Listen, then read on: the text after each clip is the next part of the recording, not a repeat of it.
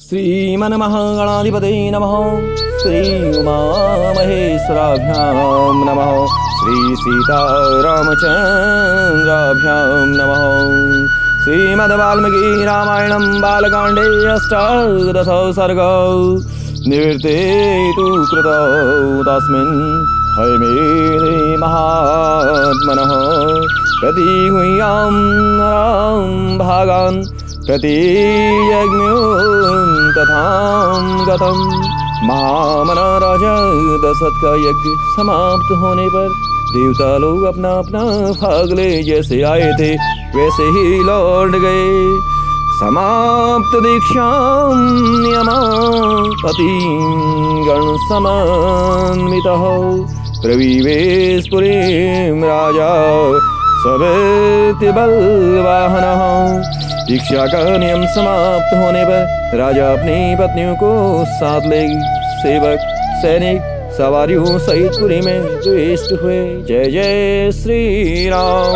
यथा हम पूजितास्तेन राज्ञा च पृथ्वीश्वरः मुदिता प्रिययोर्देशान् प्रणम्य मुनिपुंगवम्। भिन्न भिन्न देशों के राजा भी जो उनके यज्ञ में सम्मिलित होने के लिए आए थे महाराज दशरथ द्वारा तावत सम्मिलित हो मुनिवर वशिष्ठ ऋषि संघ को प्रणाम करके प्रसन्नता पूर्वक अपने अपने देश को चले गए।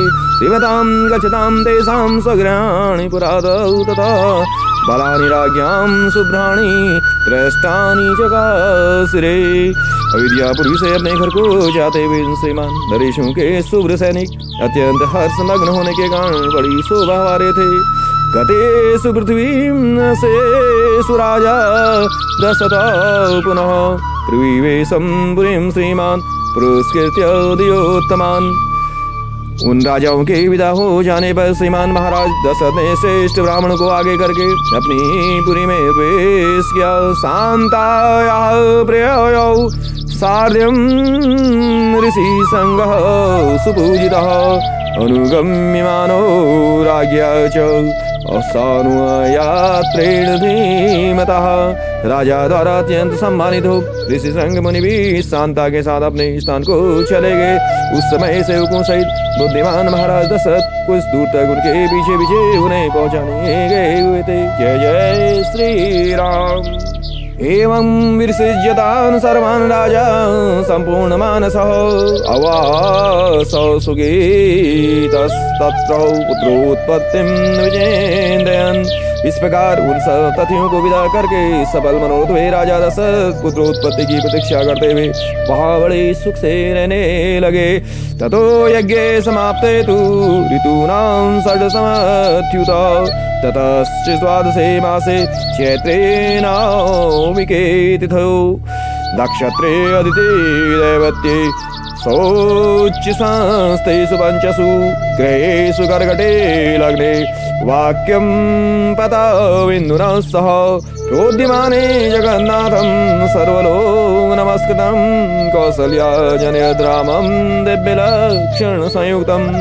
यज्ञ समाप्ति के पश्चात जब 6 ऋतुएं बीत गई तब 12वें मास में चैत्र के शुक्ल पक्ष की नवमी तिथि को पुनर्वसु नक्षत्र एवं कर्क लग्न में कौशल्या देवी ने दिव्य लक्षणों से युक्त सर्वलोक वंदित जगदीश्वर श्री राम जी को जन्म दिया।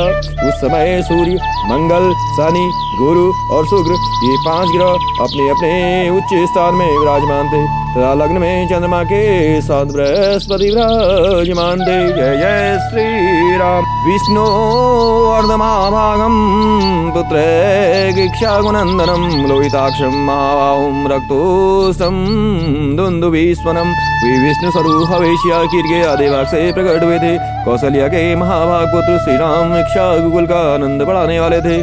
उनके नेत्रों में कुछ कुछ लालिमा थी। उनके ओठ लाल भुजाएं बड़ी बड़ी और स्वर दुंदुभि के शब्द के समान गंभीर थे। कौसल्या सुशुभे तेन पुत्रेण अमित तेजसा यथा वरेण देवानां अदिति वज्रपाणिनां। उस अमित तेजस्वी पुत्र से महारानी कौशल्या की बड़ी शोभा हुई। ठीक उसी तरह जैसे सुरश्रेष्ठ वज्रपाणी इंद्र से देवता देव माता अदिति सुशोभित हुई थी। भरतो नाम कैकेय्याम यज्ञे सत्य पराक्रमः साक्षात् विष्णु चतुष्भागम सर्वे समुतो गुण है। तदंतर कैकेयी से सत्य पराक्रमी भरत का जन्म हुआ, जो साक्षात भगवान विष्णु के स्वरूपभूत पायस खीर के चतुर्थांश से भी न्यून भाग से प्रकट हुए थे। ये समस्त सद्गुणों से संपन्न थे। अतः लक्ष्मण शत्रुघ्नो सुमित्रा जन सुतो वीरो सर्वास्त्र कुल श्लो विष्णु अर्ध समन्वितौ। उसके बाद रानी सुमित्रा ने लक्ष्मण और शत्रुघ्न इन दो पुत्रों को जन्म दिया। ये दोनों वीर साक्षात भगवान विष्णु के अर्धभाग से संपन्न और सब प्रकार के अस्त्रों की विद्या में कुशल थे। जय जय श्री राम। पुष्ये जातस्तु भरतो मीन लग्ने प्रसन्न सर्पो जातो तु सौमित्रे कुलीरे अभ्युदिते रौ। भरत सदा प्रसन्नचित्त रहते थे। उनका जन्म पुष्य नक्षत्र मीन लग्न में हुआ था। सुमित्रा के दोनों पुत्र शेषा नक्षत्र और कर्क लग्न में उत्पन्न हुए थे।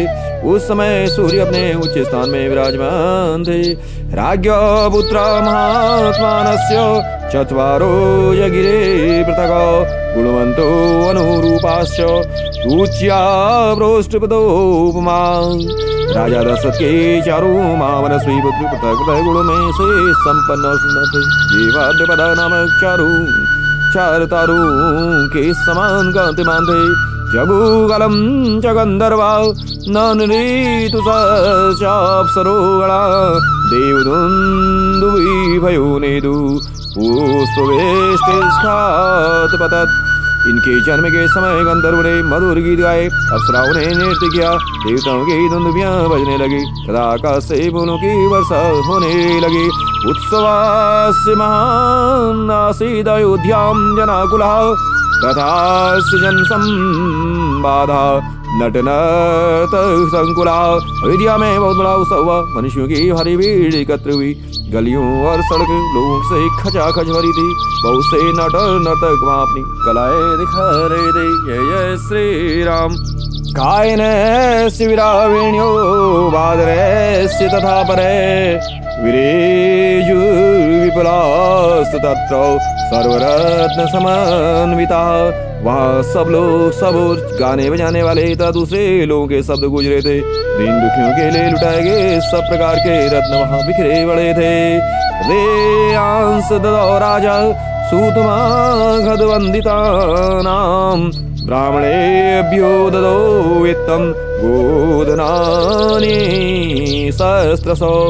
राजा दशरथ ने सूत मागध वंदी जनों को देने योग्य पुरस्कार दिए। तब ब्राह्मणों को धन सहस्त्र गोधन प्रदान किए। अतीत्यं कादशां तु नाम कर्म तथा करोत् ज्येष्ठं रामं महात्मानं भरतं कैकेयीसुतं सौमित्रं लक्ष्मणं मितिं शत्रुघ्नं परं तथा वसिष्ठः परम प्रीतो नामानि कुरुतो तदा। 11 दिन बीतने पर महाराज ने बालकों का नामकरण संस्कार किया। उस समय महर्षि वशिष्ठ ने प्रसन्नता के साथ सबके नाम रखे। उन्होंने ज्येष्ठ पुत्र का नाम राम रखा। श्री राम महात्मा परमात्मा दे। कैकेयी कुमार का नाम भरत तथा सुमित्रा के एक पुत्र का नाम लक्ष्मण और दूसरे का शत्रुघ्न से किया। जय जय श्री राम। ब्राह्मणान् भोजयामास पौर्जान् पदानपि अददद् ब्राह्मणानां च रत्नोगमं मलं बहु। राजा ने ब्राह्मणों पूर्ववासियों तथा जनपदवासियों को भी भोजन कराया। ब्राह्मणों को बहुत से उज्ज्वल रत्न समूदान दिए। तेषां जन्क्रियादीनि सर्वकर्माणि कार्यत। तेषां केतुर्युधिष्ठो रामो रतिकरः पितुः। महर्षि वशिष्ठ ने समय समय पर राजा से उन बालकों के जात कर्म आदि सभी संस्कार करवाए थे। उन सब में श्री रामचंद्र जी ज्येष्ठ उन्हीं के साथ ही अपने कुल की कीर्ति ध्वजा को फहराने वाले पताका के समान थे। वे अपने पिता की प्रसन्नता को बढ़ाने वाले थे। वभूभुयो भूतानां स्वयंभूरिसम्मतः सर्वे वेदविदुसुरा सर्वे लोकहिते रताः।